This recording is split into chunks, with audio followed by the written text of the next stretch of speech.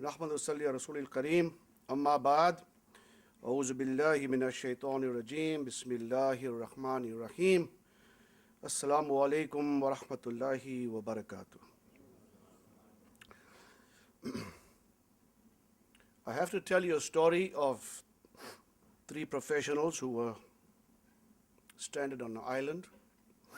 One was a doctor, one was an engineer, and one was a lawyer.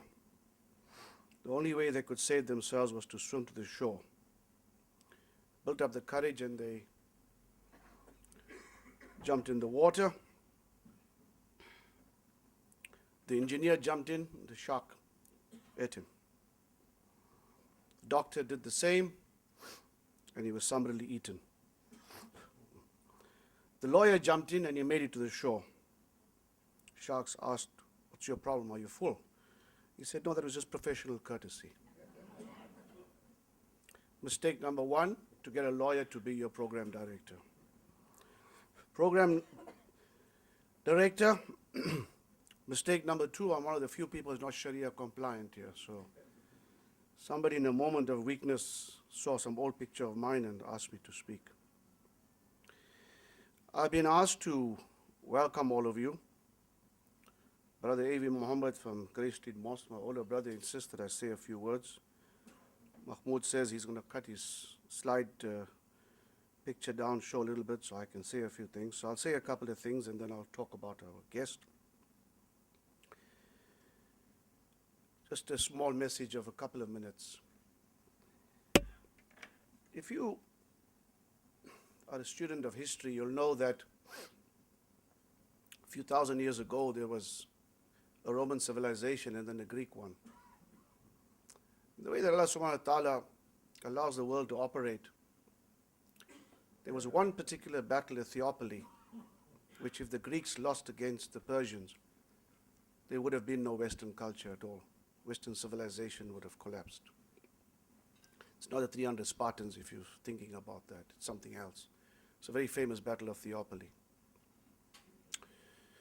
After that, Rome and Greece collapsed.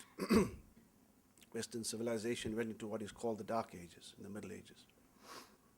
There was no printing presses like we print all these things today. The only people who wrote were the church people. They were the educated people. They wrote in Latin. As a result, they controlled information and they controlled their world. But if you're a student of history, you'll know that in the Middle Ages, the church tyrannized the people. Had it not been for Islam, you would have had no Renaissance. It's only because the Islamic Muslim scholars translated the old Greek and Roman books and advanced science. These numbers you see in front of you, we call them Arabic numerals, because the West, in the Roman script, there is no zero. That's why maths couldn't advance. All this going to the moon today is only possible because of the Arabic numerals. But the reason why you had revolutions in France, in America, and other places is basically the Western man was overthrowing the yoke of the church. And that concept came from the egalitarianism of Islam when Islam was at its zenith and had contact with Europe. That is why even today in the West, it's not a long speech, don't worry. That's why even today in the West they talk about separation of the church and the state. It's a hangover to 300 years, 400 years, 500 years ago when the church tyrannized the people. There was no rule of law.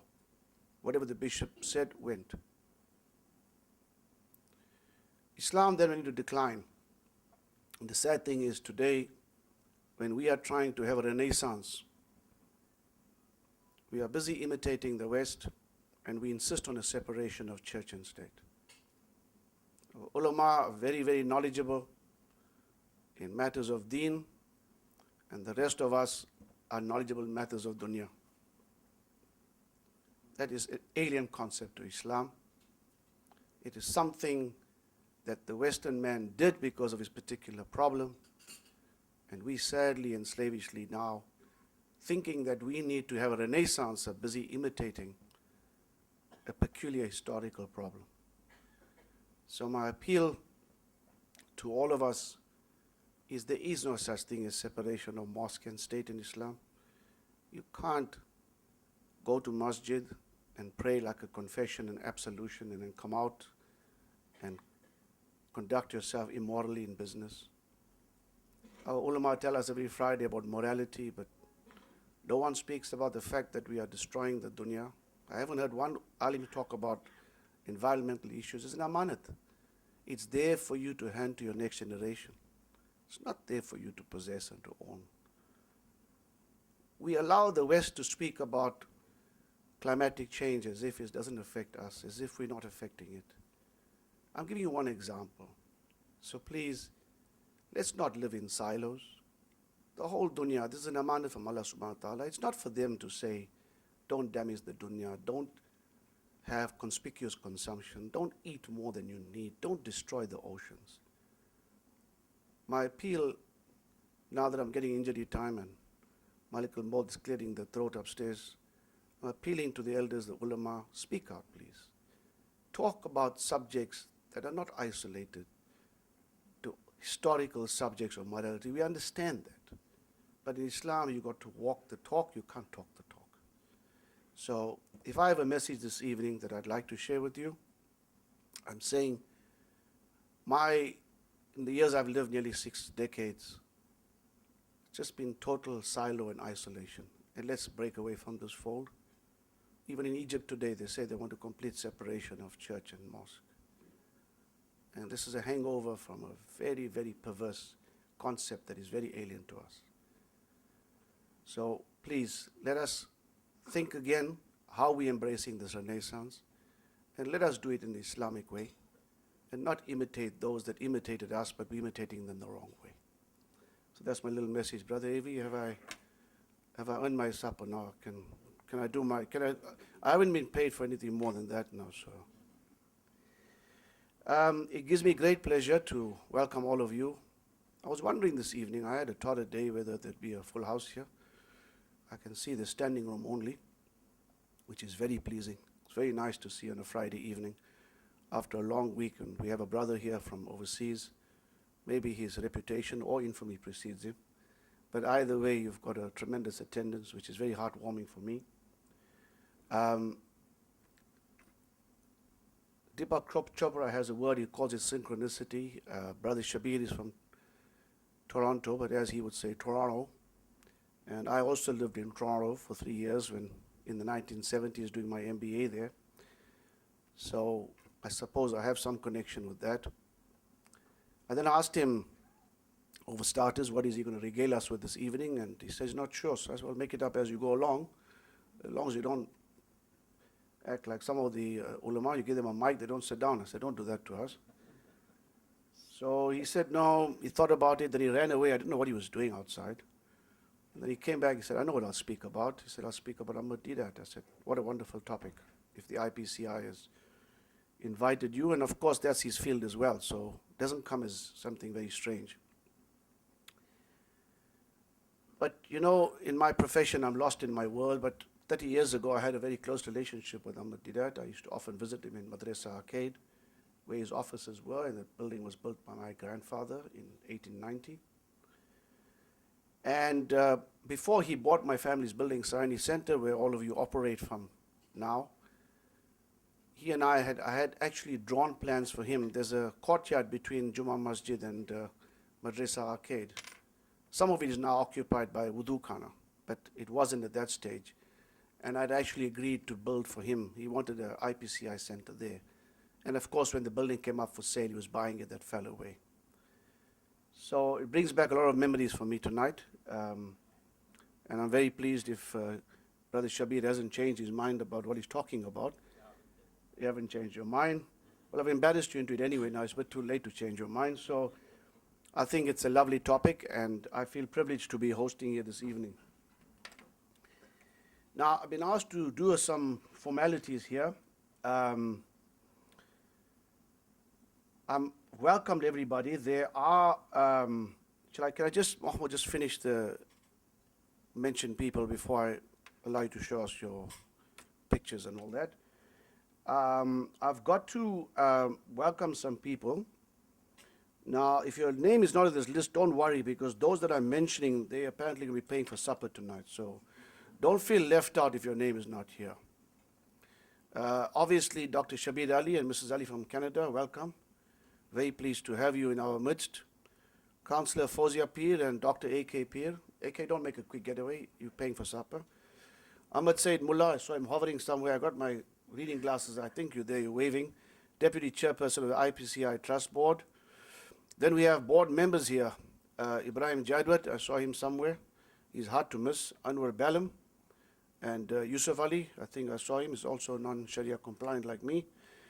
Professor Ghulam Vahed, I haven't seen him all in about, how many days, Ghulam? 2 days. We'll stop making a habit, people will talk about us. Yeah? He's the author of the Ahmed Deedat Biography. Is that right, Ghulam? Dr. Ghulam Hussain Lachka, I saw you hovering around somewhere there. Are you here, sir? I see your name mentioned here in manuscript. Ibrahim Osman, my fellow board member, audience chairman of Muslim Vision 2020. Then Professor Mohsin Ibrahim and Professor Suleiman Dango. A.V. Muhammad, chief trustee at the Juma Masjid. And Mrs. Muhammad, Dr. Ibrahim Dada of the Islamic Dawa movement, and Dr. Yusuf Osman, his nephew, I think, Asif Isup, and members of the MYM, Hussein Asmal and Iqbal Sabat from Sanzef, Mr. Salim Banda. This is all to impress you, Shabir, by the way, yeah? Because I'm mentioning virtually everybody here. Mr. Salim Banda, in case you're just wondering who's here, who's who in the zoo. Mr. Salim Banda, director of the World Assembly of Muslim Youth. Half these guys don't know myself, by the way. Yeah? Mr. Ahmed Bassa, former head of the Airports Company of South Africa. Question mark, I don't know whether it means he's here or not here. Suleiman Lokat, I'm sure I saw him somewhere with his Buzruk Dari there. And members of the Association of Muslim Lawyers and Accountants, Amal. Akbar Khan and Abu Bakr, is it Menji of the Aslam Educational Institute? Intenji. I did ask the pronunciation, but nobody knew. Intenji, I beg your pardon. And Dawood Timol. I saw hovering around, he refuses to age. Yusuf Mohammadi and Ali Mantonsi from South African Dawa Network. Matonsi. Representatives of MSA, representatives for media, God forbid anybody from the media that's here. Sheikh Jafar Matidat, was it Fir Kadus Dawa, is that right? Sheikh Ayman from the Abu Darda Institute, Mr. Harun Yusuf, Phoenix Dawa Care Center, Dr. Tutla in Changa Islamic Society, and Muhammad Amra, is that my school friend, ECD Foundation. Right, so that's the who's who, and they can shine up and shaya tafula, as we say in Zulu. They're going to pay for supper. All right, so Mahmoud, at this stage now, after having regaled everybody for a few minutes, you want to give us a picture show? Okay, Jazakallah. Bismillah ar-Rahman ar-Rahim. In the name of Allah, most gracious, most merciful, we send salutation to the Prophet sallallahu alaihi wasallam. On behalf of the IPCI, we are pleased to have all of you present over here. My presentation is just going to be very brief. It's just to give you a glimpse of the activities of the IPCI that we are doing. So I'm not going to be taking too much of your time, and I'm going to rush through it. In fact, the presentation that I had originally intended to have, somehow there's a glitch over here, so we're taking one from the laptop directly. Okay, as we know that the IPCI was founded by Sheikh Deedat about over 60 years ago. He's, as a founder from very small beginnings, it has become a global brand. The institution has grown over the years, and today we are pleased that we are still existing, and we are trying to promote. We are not trying to fit into the shoes of Sheikh Deedat. Certain people's shoes are very big, and we are trying our best to continue with the work. Just to give you a little glimpse, okay, this was in the 1970s, the types of audiences that Sheikh Deedat used to attract in the Durban City Hall and throughout the world. This was a common feature in his debates. This is in one of the Arab countries. He was a recipient of the King Faisal Award. And in 2005, Allah had taken him away. And the legendary impact of Sheikh Deedat is still continues till today. Any part of the world that you go, if you say you are from South Africa, the first thing they would ask you, do you know Sheikh Deedat? And especially in the Muslim world. Even when President Mandela went into Saudi Arabia, he was at a meeting and he was asked, how's Sheikh Deedat? And he didn't know about him. And they said, look, make the phone call to IPCI. When they make the phone call to IPCI, people thought it was a crank call, they put the phone down. Again they phoned, and the same thing happened again. Third time it came, and then they put the call to Sheikh Deedat, and then he spoke to Mandela for a few minutes. And it shows the stature that Sheikh Deedat had even up till today.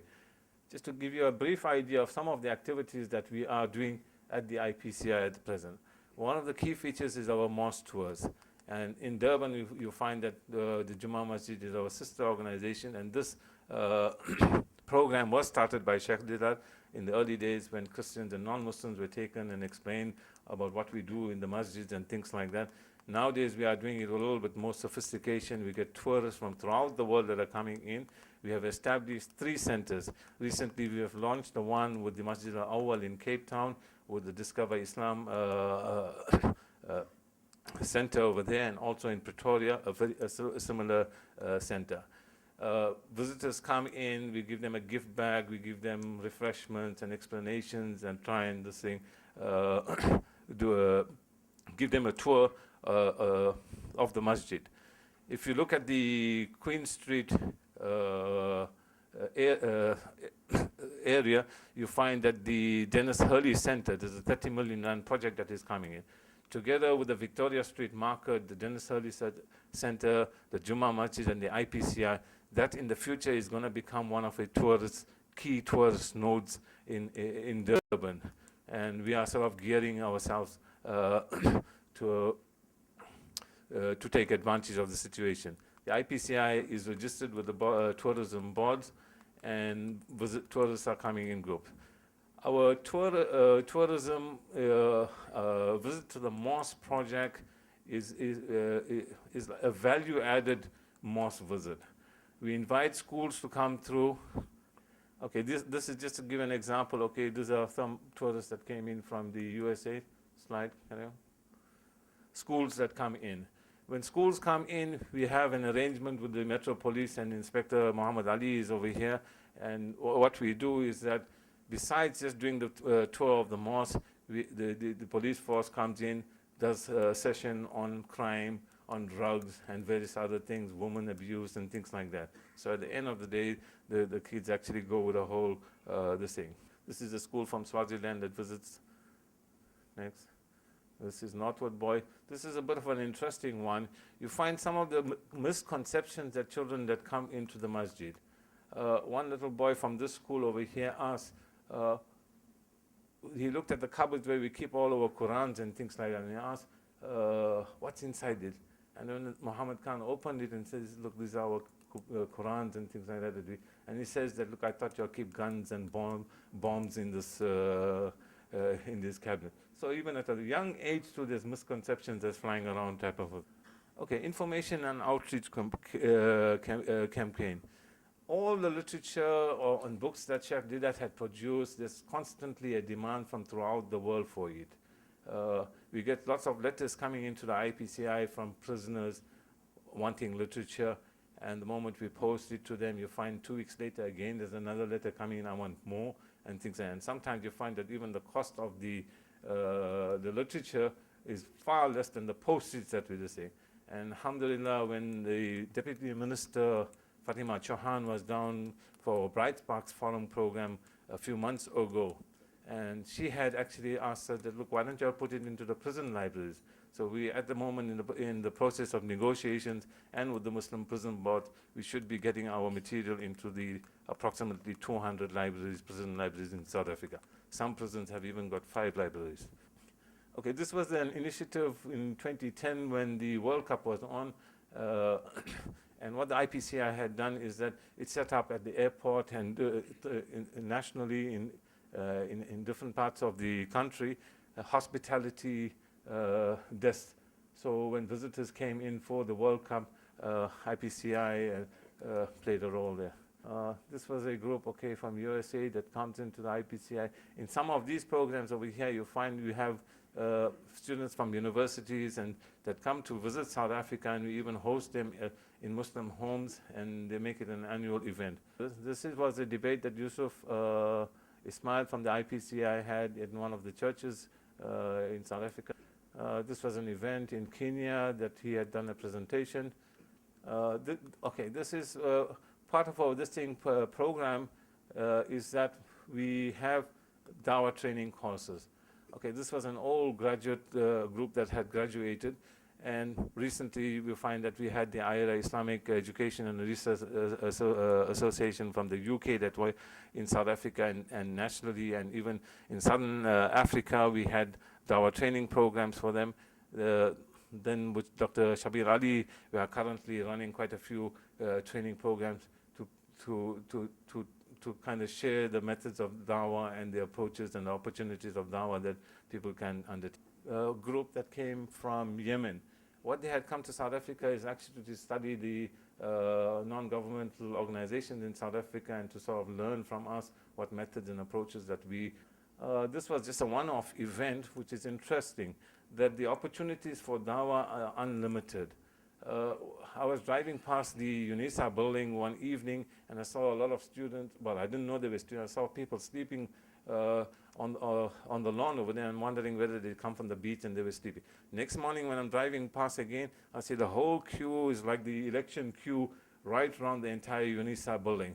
And we went to the IPCI offices and I said, look, why don't we give these guys water? And then we had a little bit of a debate whether we want to give a message with the bottle and things, and I said, just go and give the water. Eventually we got the water and handed it. And alhamdulillah, we find that the students recognize that this is the Muslim community is coming and doing something. So it's like, you don't have to have sophisticated methods and techniques to do dawah. Every one of us have got a space around which we can operate and do things. Just as Yusuf alayhi salam, when he was in the prison, in the confines of his space, he did the best that he could. Sulaiman alayhi salam was the ruler of the kingdom, and at that level, he did this thing. So like that, every one of us has an opportunity around to Islamize the space that is around us. This was the IRA group that came in, and they went out onto the streets, giving out literature, talking to people, and alhamdulillah, there were people even that embrace Islam. What they do, they actually go out with these t-shirts and look for opportunities to sort of share Islam with people. Our center at the IPCI, if you haven't visited it, you should make it a duty to visit the IPCI center. This was back again. This is Sheikh Deedat's original office. We have kept it intact in exactly the same this thing over there, and visitors come in and we do a tour of them at our offices. This is a typical student excursion that comes into our offices. Okay, the literature, DVDs, booklets, and things like that, that's a continuous thing. As far as Quran printing and this thing, IPCI is probably the largest distributor of Qurans in South Africa. We distribute Qurans in English, Afrikaans, Sotho, Zulu, Chichewa, even French, and there's quite a range of Qurans that we distribute. Portuguese also, okay. Next slide. Okay, at that point over there, I just want to mention that, okay, we have over here Professor Ghulam Wahed, who has written the biography of Sheikh Deedat. It encapsulates the interesting history of Sheikh Deedat and the IPCI, the ups and downs of it. It is not the final word on the life history of Sheikh Deedat, and I'm sure that in the future there will be more this thing. The amount of information and documents that are available, we need probably a collection of books to actually try and do the entire, do justice to the life of Sheikh Deedat. And at this point over here, I'm just doing a little bit of marketing for today's occasion. Over here we have the biography and a collection of Sheikh Dr. Shabir Ali's DVDs for 200 rand, which is out on sale outside. At this point over here, I'll leave it like that. I wouldn't go. There are many other projects that we are undertaking, but just to keep it short, I just leave it at that. Jazakallahu khair. Fantastic oversight It also reminded me, you said that Sheikh Deedat is quite a legend. In 1990, I went for Hajj on my own, and he phoned his then associate in Saudi Arabia. I'd actually forgotten until you were speaking. And, you know, in those days, if you remember, you went via Nairobi, you stayed there for 3 days in your Iram, and then when you finally got there, they made you wait another 2 days at immigration. But because I was expected, he told them I'm his wakil, and that's an Arabic word. And I was given like a red carpet VIP through immigration, and was the quickest entry into Saudi Arabia I've ever had. And it was amazing. Everybody at the airport, all the immigration guys, they all shout at each other, "Oh, Sheikh Deedat's wakil," in Arabic, and like just whisking me through like as if I was some big lani there. So it was a terrific experience. But he was, you're right, it was, I mean, I don't know now, but then he was quite a legend. Right, now we come to the meat of the matter. We want to hear from our Canadian guest, and I have to do a little introduction to tell you who he is. You know he's Dr. Shabir Ali. He's the president of the Islamic Information and Dawah Center International in Toronto. He has a BA and MA from the University of Toronto in Religious Studies with specialization in biblical literature. He holds a PhD in Quranic, I don't know how to pronounce this, it's tough. See, what is exegesis? Or? Yes, that's right. Is that right? That's not bad.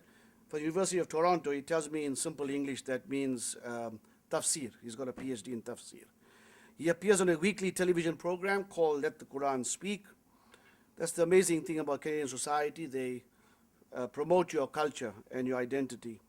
He's an internationally recognized orator and a specialist in interfaith dialogue. Currently, he is the IPCI's guest in South Africa and has to date made presentations and workshops in Port Elizabeth, Cape Town, and Durban. He's delivered a Jummah talk at Habibia Sufi Masjid, Cape Town. And today, Avi Mohammed tells me that he had everybody spellbound there for 25 minutes at the Jummah Masjid. You could hear a pin drop. Tomorrow, he is the guest of the Bright Sparks Forum. It's a new initiative of IPCI and ICRA Trust South Africa. Then tomorrow evening, he will deliver a public talk titled Jesus Christ in Islam and Christianity at the Fatima Zahra Hall in Woodhurst, Chatsworth at 6:30 p.m. He then proceeds to Johannesburg. He's a modern-day Bedouin, and in association with Central Islamic Trust and Channel Islam International, he'll conduct presentations and workshops. In Pretoria, he will debate with Dr. James White at the Masjid Abu Bakr, University of Pretoria, and he will then culminate his Southern African tour and be hosted by the Botswana Muslim Association in Gaborone. Dr. Shabir Ali, brother, it is a privilege and a pleasure to have you with us this evening, and we look forward to hearing from you. Assalamu alaikum wa rahmatullahi wa barakatuh. Alhamdulillahi Rabbil Alameen. Wa salawatullahi wa salamu ala khatimin nabiyyin. Wa ala alihi tayyibin tahirin. Wa ala azwajihi wa mahatil mu'minin. Wa ala ashabihi ajma'in.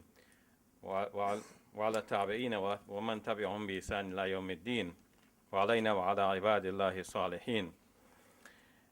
Now for my contribution tonight, I want to reflect on the life of our Sheikh Ahmed Deedat and think about where we go from here after he has left us his great legacy.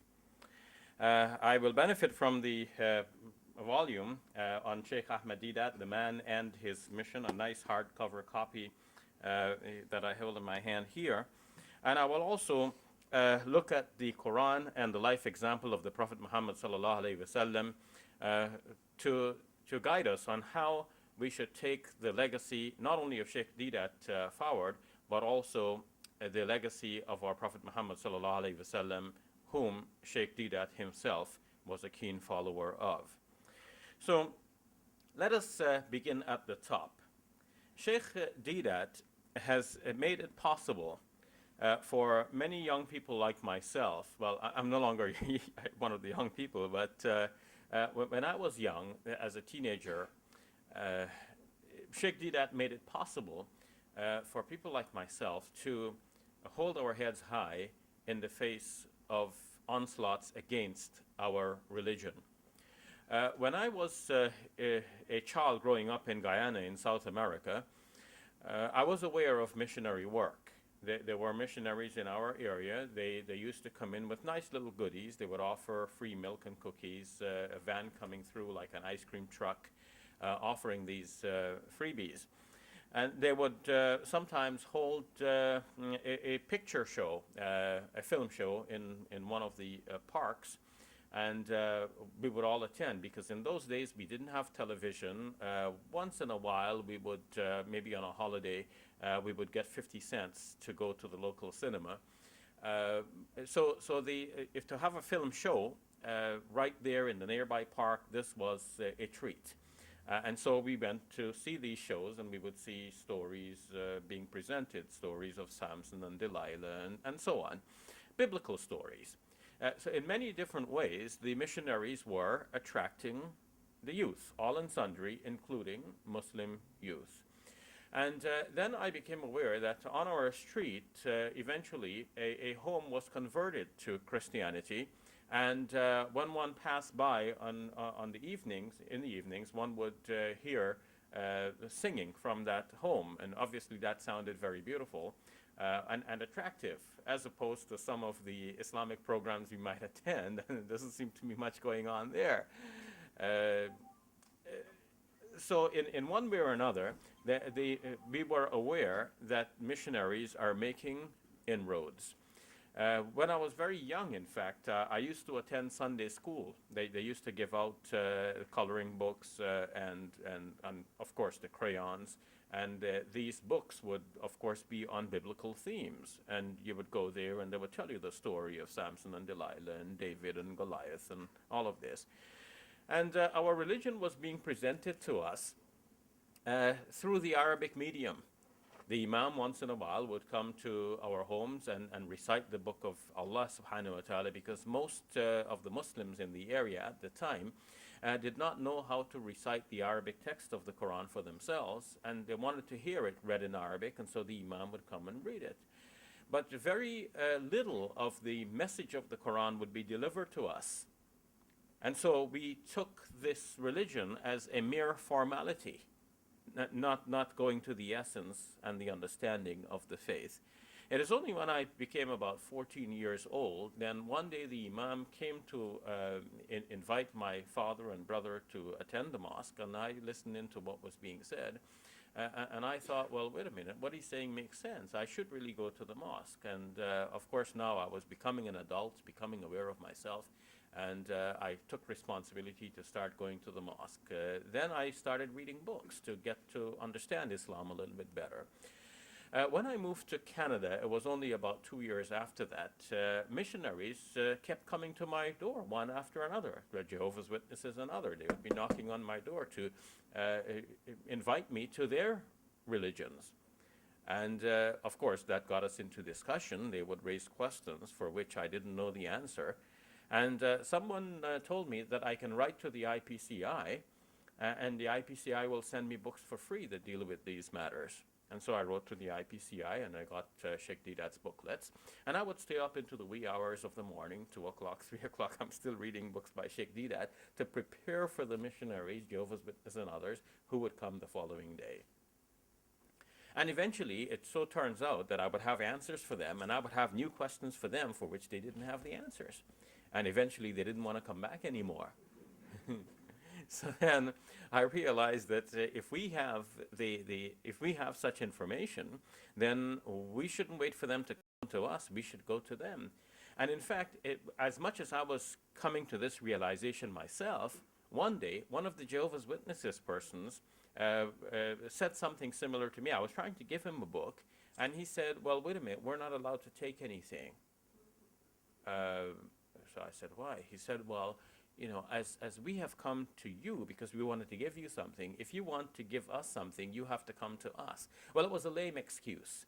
And as I read something about the Jehovah's Witnesses movement, I understood where this excuse was coming from. They are very much afraid lest their people should read something from outside of the movement and get other ideas. They want that the followers of their movement should be in a kind of a cultish mentality where they only receive information from on high through that organization. Only the publications of the Watchtower Bible and Tract Society should be read by their followers and their missionaries. If they read something that we give them, that might turn them away from the faith. There's always that risk, and so they're not allowed to take anything. And they always come in pairs. So if one of them feels inclined to take what you're offering, the other one will report him back to Kingdom Hall. And so as a pair, they're fortified, they're strong, they're going to maintain the principles of their mission. So as much as I was feeling, yeah, I should go give this information to them at their doorsteps, these Jehovah's Witnesses missionaries were also saying something similar, well, in a way, that made me think I ought to do this. So I started going to the churches to give them that sort of information.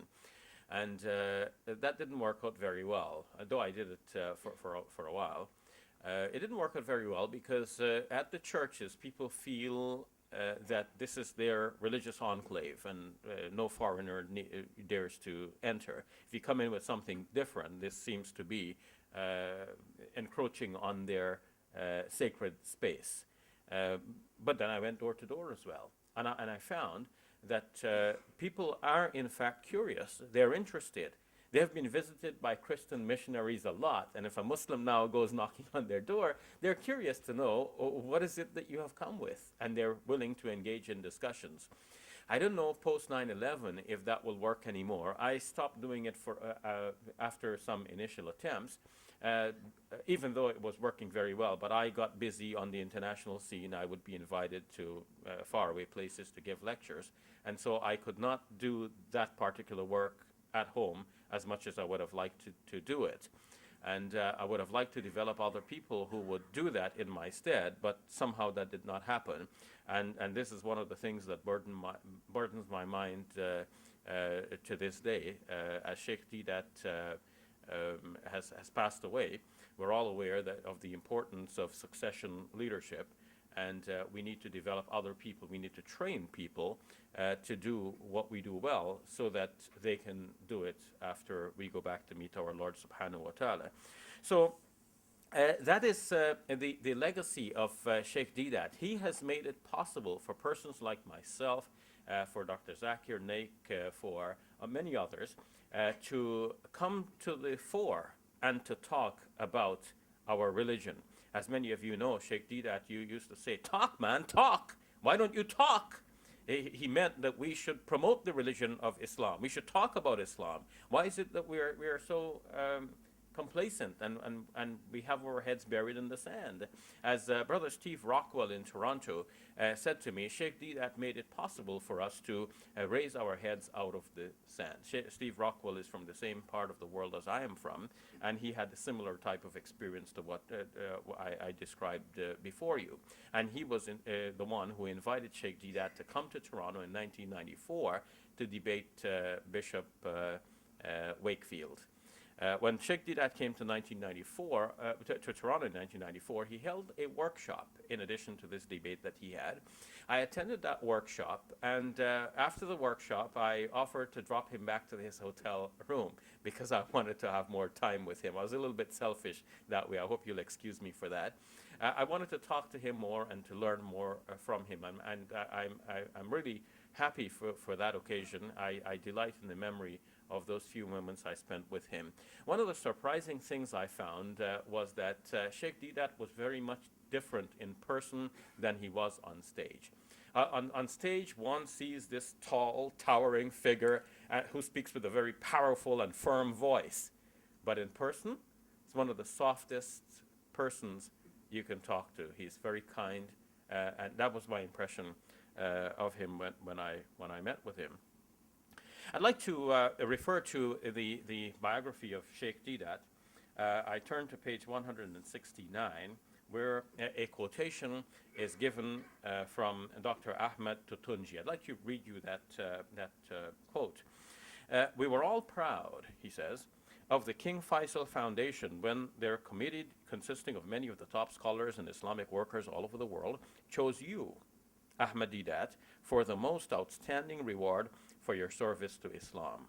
The echoes of your lectures and debates will remain. The echoes of your lectures and debates will remain for years to come, alive in the minds and hearts of the people who listen to you.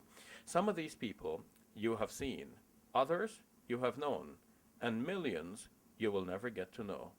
They really admire you and are proud of you as the son of Islam. That was from Dr. Ahmed Tutunji, who had recommended Sheikh Deedat for the King Faisal Award, which Sheikh Deedat eventually received. So it is significant that Dr. Tutunji spoke about the millions whom Sheikh Deedat will never know. And it is true that all the way over in Canada, that's another part of the world far from here, we were reading the books of Sheikh Deedat, and wherever I've traveled, I have found that there are young Muslims who are reading the booklets of Sheikh Deedat, and they're enthused by what they read. That makes them proud of their religion, and they feel that they can stand up to others who might attack their religion in various ways.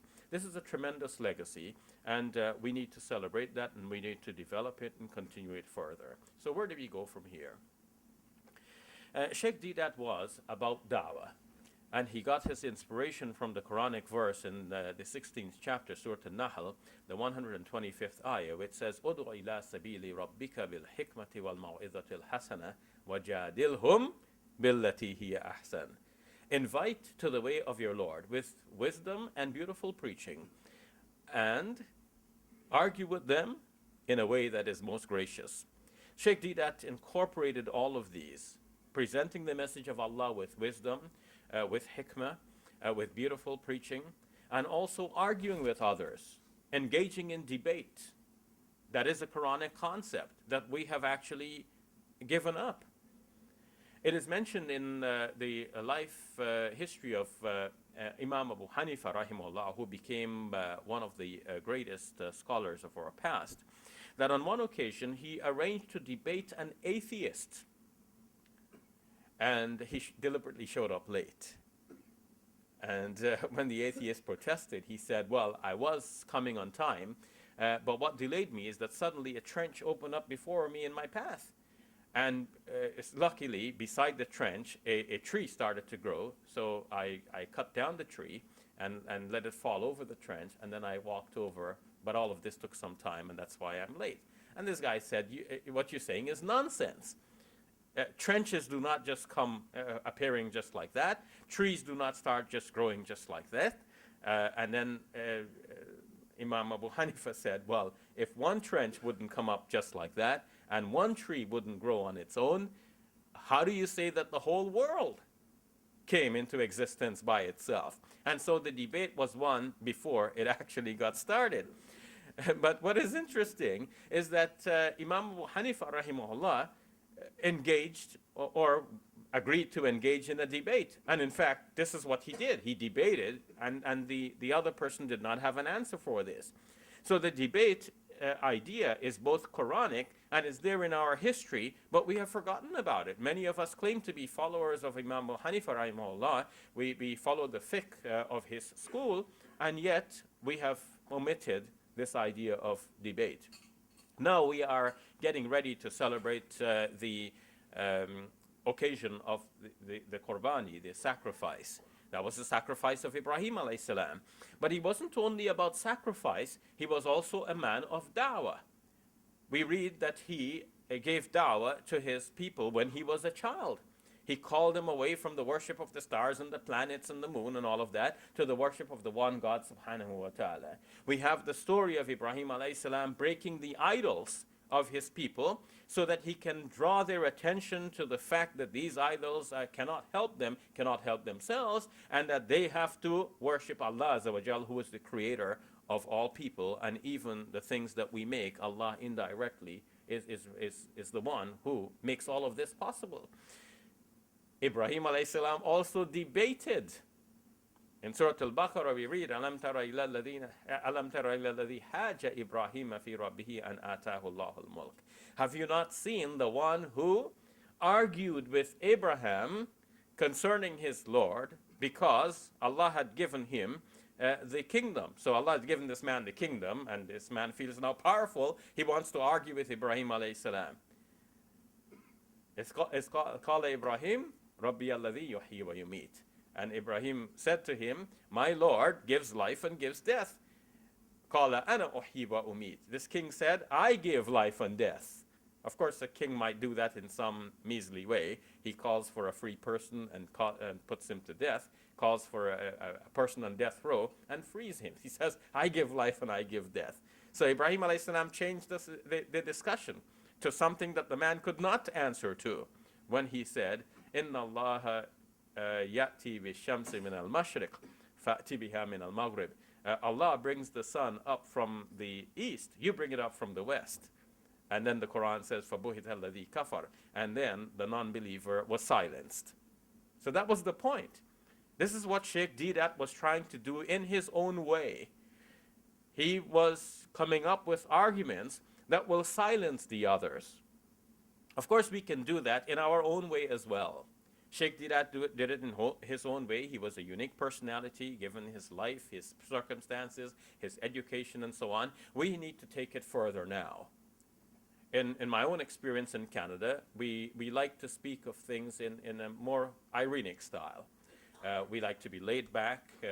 We like to put things forward in a way that says, okay, this is it. I just explained it to you. Take it or leave it. It's really up to you. So we put things out in a different way. So I may do it in a different way. Dr. Zakir Naik may do it in a different way. Some other, Brother Yusuf Ismail is here. He will do it in a different way. Each person will do it in his or her own style. And we will do different things in different circumstances, but let us take that legacy forward. Yes, we have to speak about environmentalism. That's a different sort of discussion, and that's thrust upon us because of a new phenomenon that wasn't so well known previously. Now it has become a global concern. And people are looking into their religious traditions to see if their religious traditions has anything to say about environmentalism. And in fact, very few religions have much to say. But I will tell you that Islam has much to say about the problem of environmentalism. And the solution for many of the problems are there in the Quran. First of all, about wasting. Allah subhanahu wa ta'ala tells you, Kulu washrabu wa la tusrifu. Eat and drink, but do not be wasteful. Inna Allah la yuhibbul musrifin. Allah does not like those who waste. I hesitate to quote that ayah now because you're going to be eating soon. And okay. But the Prophet ﷺ is reported to have taught that if you're making wudu, even before an ocean of water, then you're only to use that much water which is necessary for your wudu. Now imagine that. Because people exaggerate, and especially when they're doing religious things. They say the more, the merrier, much more, yes? But no.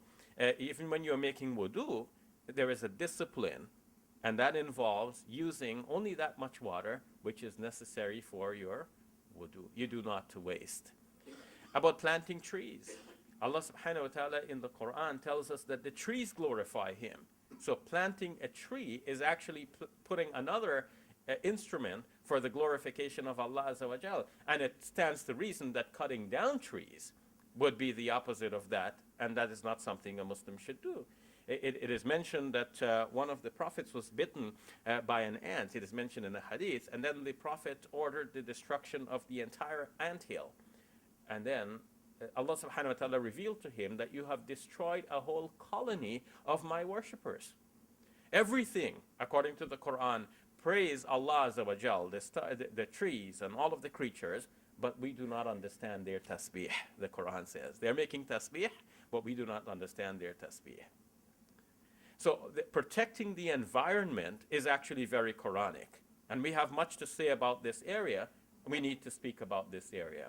Another development that I noticed and is thrust upon us, especially in our Canadian environment, is that atheism is on the rise.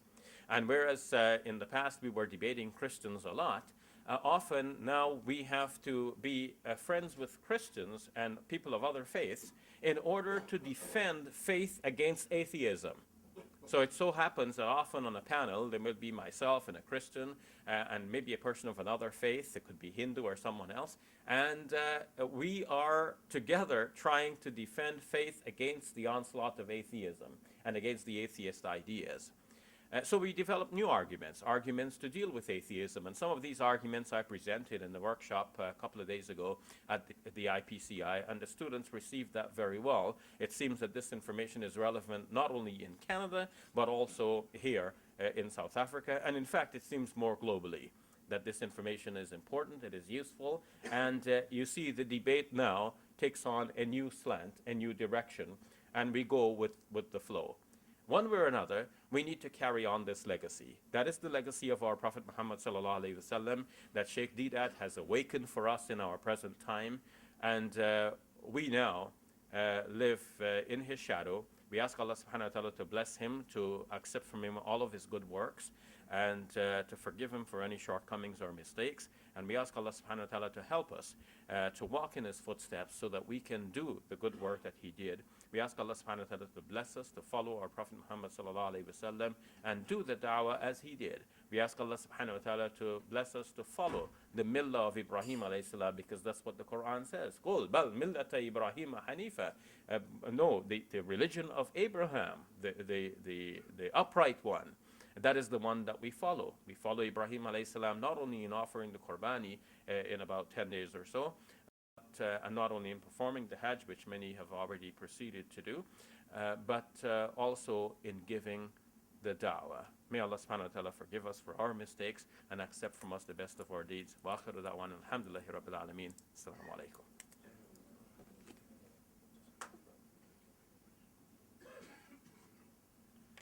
Jazakallah, Brother Shabir, that was very inspiring.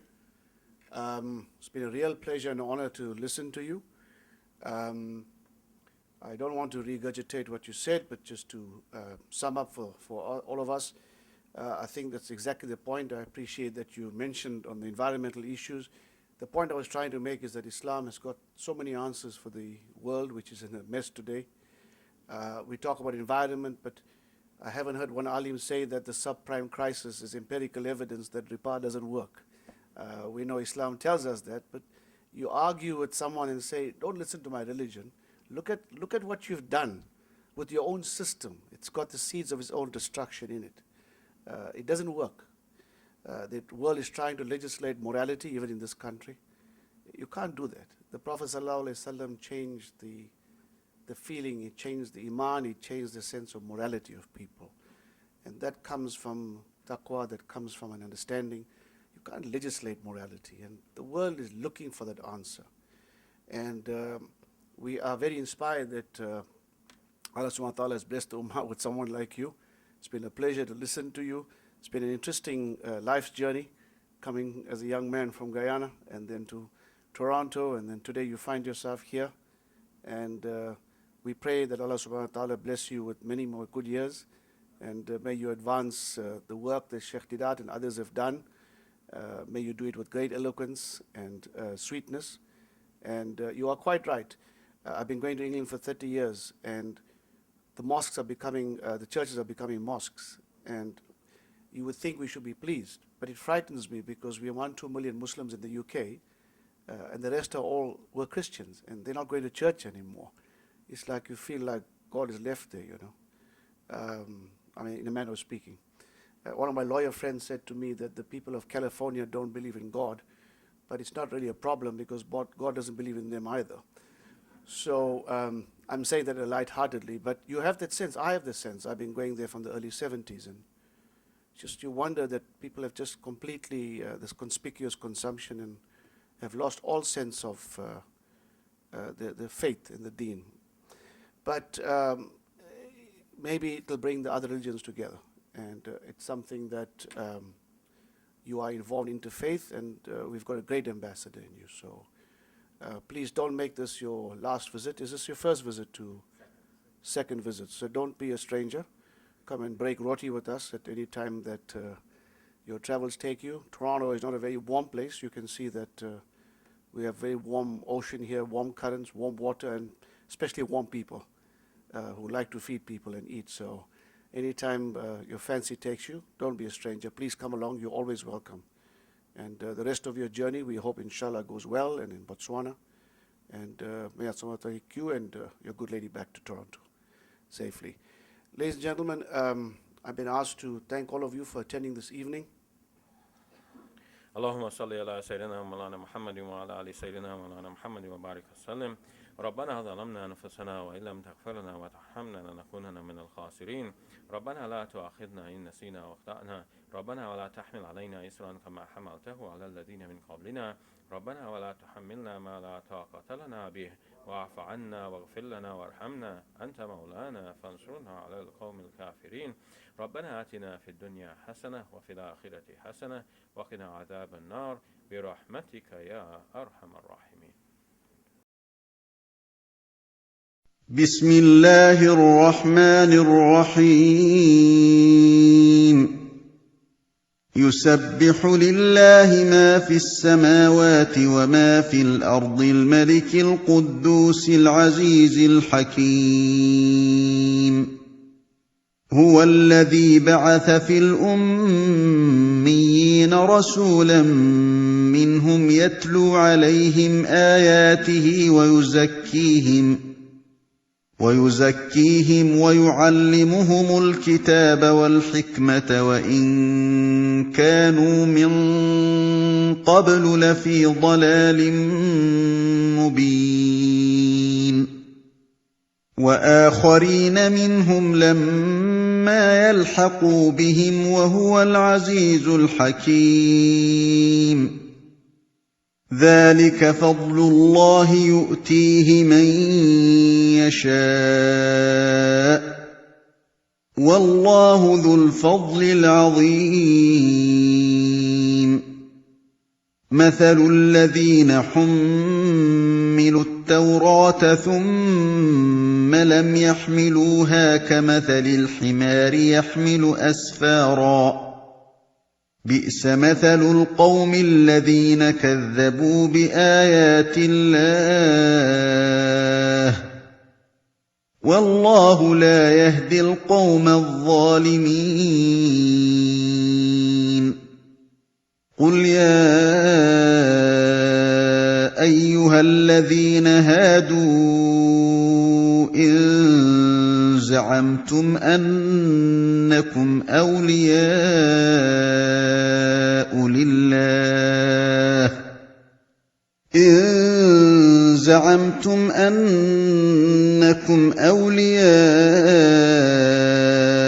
لله من دون الناس فتمنوا الموت إن كنتم صادقين ولا يتمنونه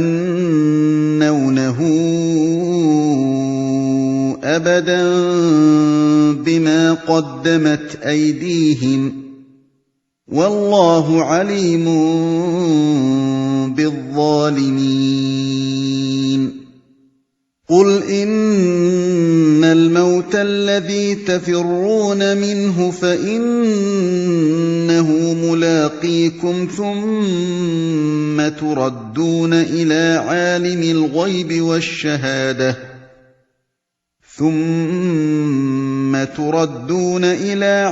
الغيب والشهادة فينبئكم بما كنتم تعملون.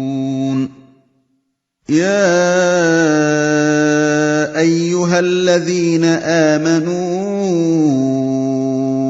إذا نودي للصلاة من يوم الجمعة فاسعوا إلى ذكر الله وذروا البيع ذلكم خير لكم إن كنتم تعلمون. فإذا قضيت الصلاة فانتشروا في الأرض وابتغوا من فضل الله واذكروا الله كثيرا لعلكم تفلحون.